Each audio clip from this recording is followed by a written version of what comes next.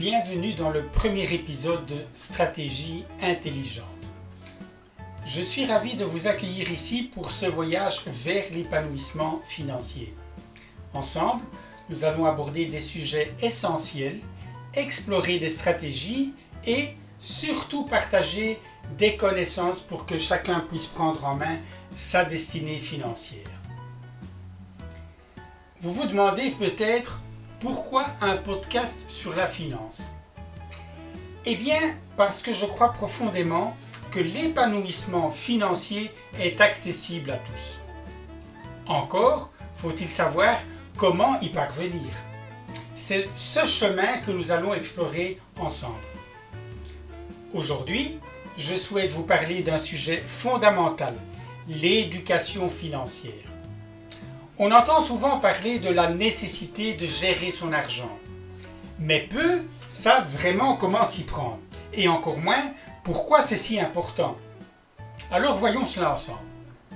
Commençons par une réalité frappante. Saviez-vous que plus de 1,7 milliard d'adultes dans le monde n'ont pas de compte bancaire formel ? Cela paraît incroyable, non ? Et pourtant c'est vrai. Pire encore, environ 2/3 de la population adulte mondiale n'ont pas reçu d'éducation financière adéquate. Et les conséquences sont bien réelles. Endettement, mauvaises décisions financières et un stress financier qui touche 72% des adultes à un moment de leur vie. Mais, me diriez-vous, pourquoi tant de personnes sont-elles mal préparées ? Et cela remonte souvent à l'enfance. Quand nous étions petits, on nous apprenait à économiser un peu pour dépenser beaucoup. On nous disait, si tu veux quelque chose, économise pour l'acheter.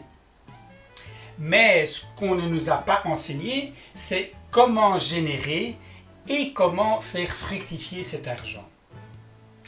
Il n'existe pas de cours sur l'éducation financière à l'école. Et même, nos parents, souvent, n'ont pas les outils pour transmettre ces notions aux enfants. La plupart des gens pensent que l'éducation financière se résume à savoir comment dépenser et épargner. Pourtant, l'enjeu va bien au-delà de cela. Une mauvaise gestion financière commence souvent par des habitudes ancrées depuis l'enfance. Dépenser au fur et à mesure, ajuster son style de vie en fonction de ses revenus et dépendre d'une seule et unique source de revenus. Prenons un exemple. Combien de personnes, après une augmentation de salaire, élèvent également immédiatement leur train de vie sans pour autant épargner ou investir ? Cela nous semble naturel. Mais cela nous emprisonne dans une dépendance à notre revenu. Et réfléchissez. Imaginez, si demain cette source de revenus se tarit, que faisons-nous ? La pandémie nous l'a brutalement rappelé. Des milliers de personnes ont perdu leur emploi et ont vu leurs réserves fondre comme neige au soleil, faute d'une véritable planification financière. Cette dépendance peut rapidement conduire à la dette. Et qu'est-ce que la dette, sinon l'expression d'une mauvaise éducation financière ? Lorsqu'on dépense plus que ce que l'on possède, on finit par emprunter pour combler le vide. Et ce sont les crédits qui s'amoncellent. C'est là que les ennuis commencent. Certes, le crédit peut être un outil utile, mais il devient dangereux lorsqu'on en perd le contrôle. Si vous n'arrivez plus à rembourser, les intérêts s'accumulent et la situation devient de plus en plus difficile à gérer. Alors, comment éviter ce piège ? C'est là que l'éducation financière entre en jeu. Il ne suffit pas de savoir comment gagner de l'argent, encore faut-il savoir comment le faire travailler pour soi. Un élément clé de la stratégie est la diversification des sources de revenus. L'entrepreneuriat est une des voies qui permet aussi de ne plus dépendre uniquement d'un seul salaire.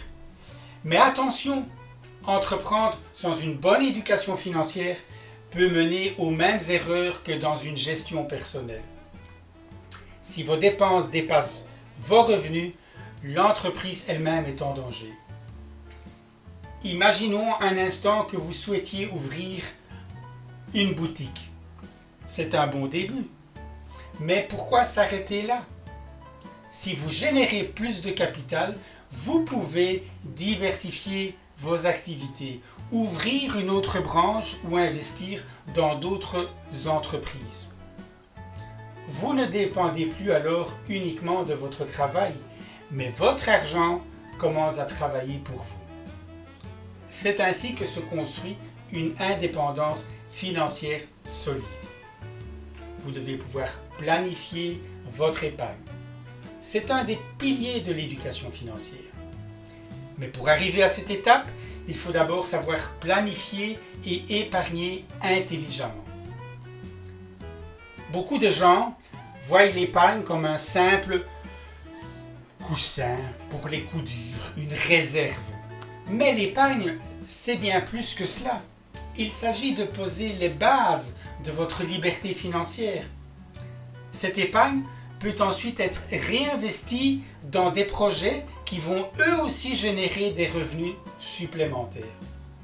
Par exemple, si vous aidez quelqu'un d'autre à générer un revenu ou si vous investissez dans un projet qui fonctionne sans votre présence, vous pouvez diversifier encore plus vos sources de revenus. Alors, votre objectif, c'est d'atteindre un stade où vous n'avez plus à vous soucier des fins de mois, où vos besoins sont couverts sans que vous ayez à sacrifier votre confort ou vos envies. La conclusion de ce jour, l'épanouissement financier est un chemin à parcourir ensemble. En résumé, l'épanouissement financier ne se résume pas à accumuler des sommes importantes d'argent.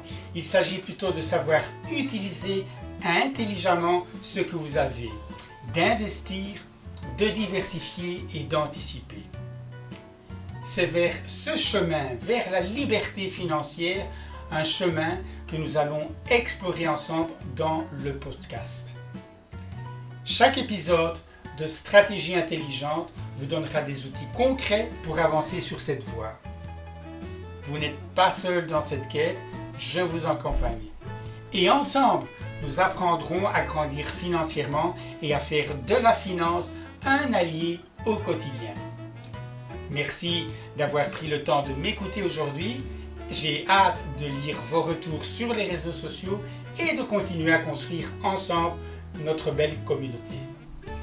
N'oubliez pas, l'épanouissement financier est possible et il commence avec une éducation financière solide. À très bientôt pour de nouveaux épisodes où nous irons encore plus loin dans l'exploration des stratégies qui vous permettront de maîtriser votre avenir financier.